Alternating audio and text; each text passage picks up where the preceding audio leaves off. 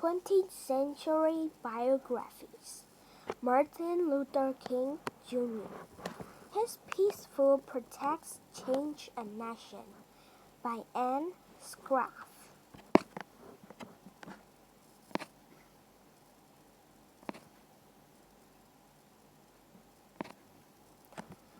Chapter 1.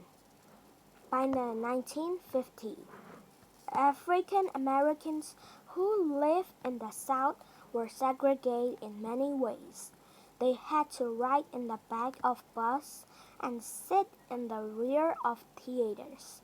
Hotels and restaurants refused service.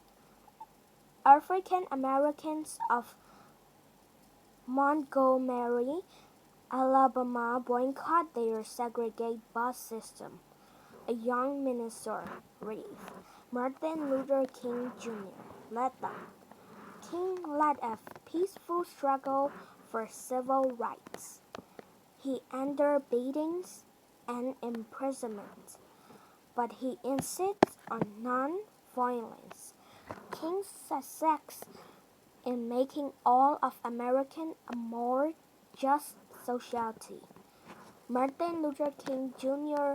was born in Atlanta, Georgia on January 15, 1929. His father, Martin Luther King, Sr., was the assistant pastor of Ebenezer Baptist Church, a former sharecropper. King, Sr. was a tall, strong man. The new baby was very healthy and was nicknamed M.L. M.L.'s mother was Alberta Williams, a well-educated and gentle woman. The Kings had 3 children. Willie Christiana was older than M.L., and Alfred Daniel was younger. The family lived a happy life in the middle class black neighborhood in Atlanta. M.L. enjoyed playing baseball and flying kites with his friends. He rode his bicycle all around the neighborhood. Sometimes he went sliding down the banister of the family's 2-story house.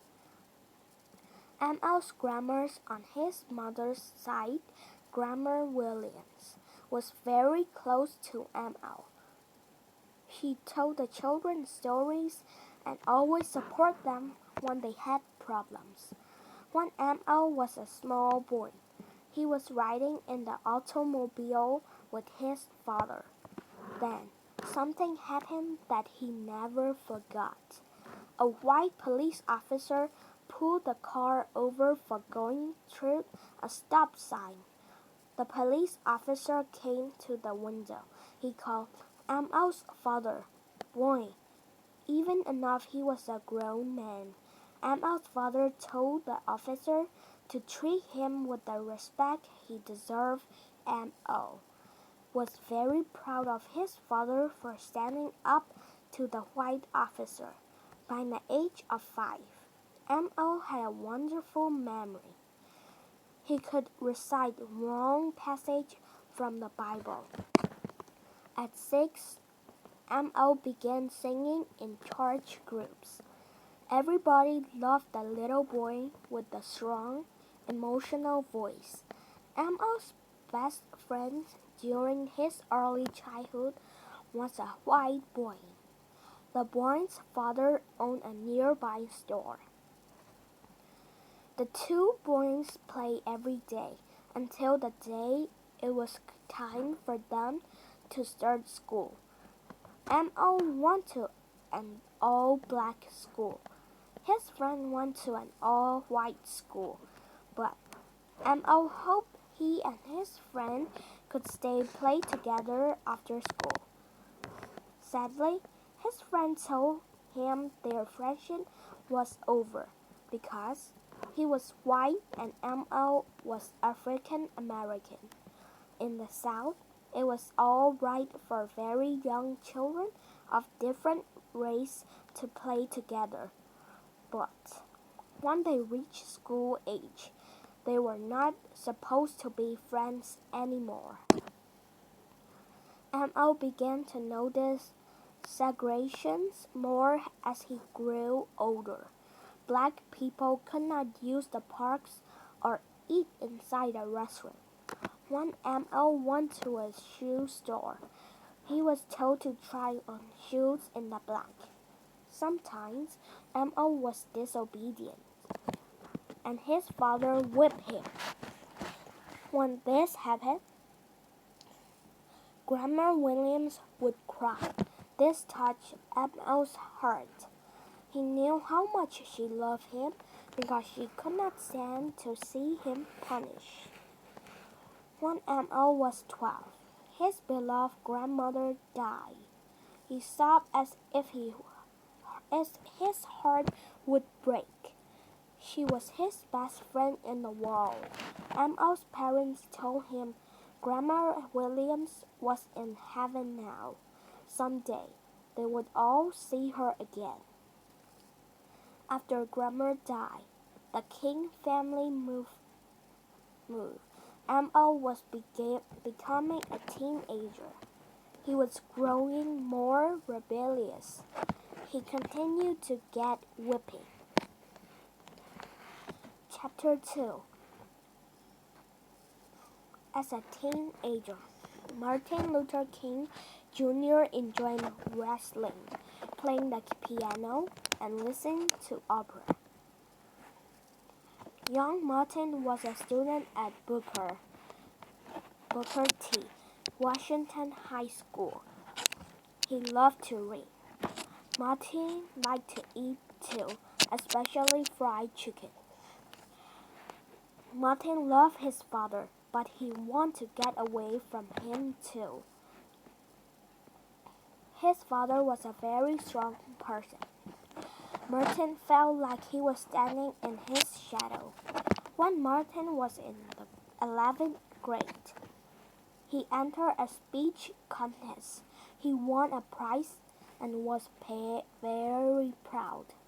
But on the bus ride home from Dublin to Atlanta, Georgia, something ugly happened. Some white people got on the bus.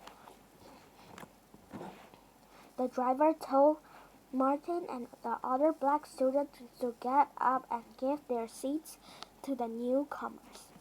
Martin was furious, but he got up and stood in the assembly on the long trip home. In 1944,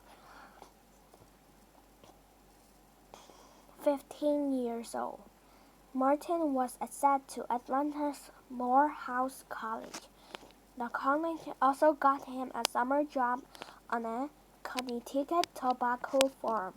Martin was thrilled to have his first real job. He was happy that it was far from home. The work was hard. He was picking tobacco in the hot sun. But Martin felt free because he was away from home. On the weekends, Martin went into Hartford, Connecticut.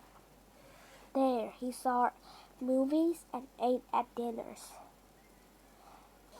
Hartford was a northern city that was not segregated. Martin was delighted to be able to go wherever he wanted and sit where he pleased. He thought to himself that this is how it should be all over America. When Martin started at Morehouse College, he did not know what he wanted to do in life.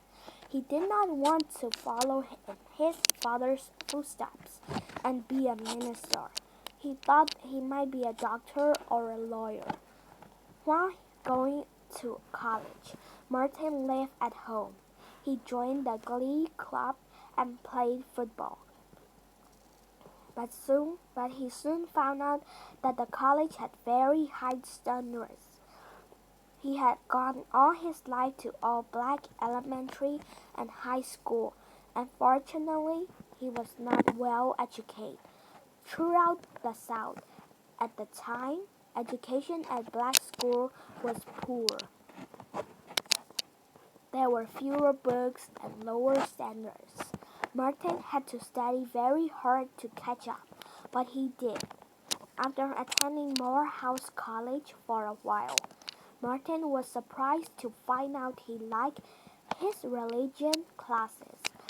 He admired some of the ministers who taught him. At the age of 17, Martin decided that he would be a minister after all. When Martin's father heard his son's decision, he was delighted. This is what he always hoped for. Martin's father asked his son if he would like to preach a sermon at Ebenezer Baptist Church. Martin agreed, and the people loved his sermon. At the age of 18, Martin Luther King Jr. was appointed assistant pastor at Ebenezer Church.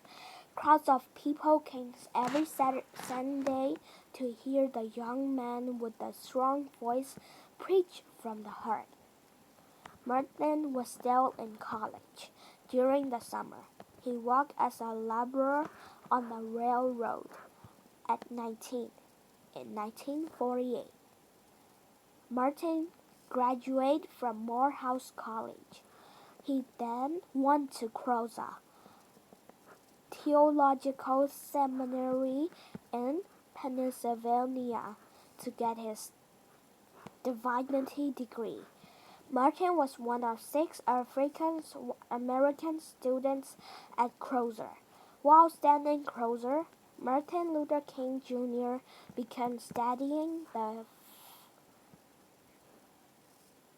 philosophy of nonviolence. He read about Mohandas Gandhi of India. Gandhi used nonviolence to lead India to independence from Great Britain. In June 1951, King received his degree.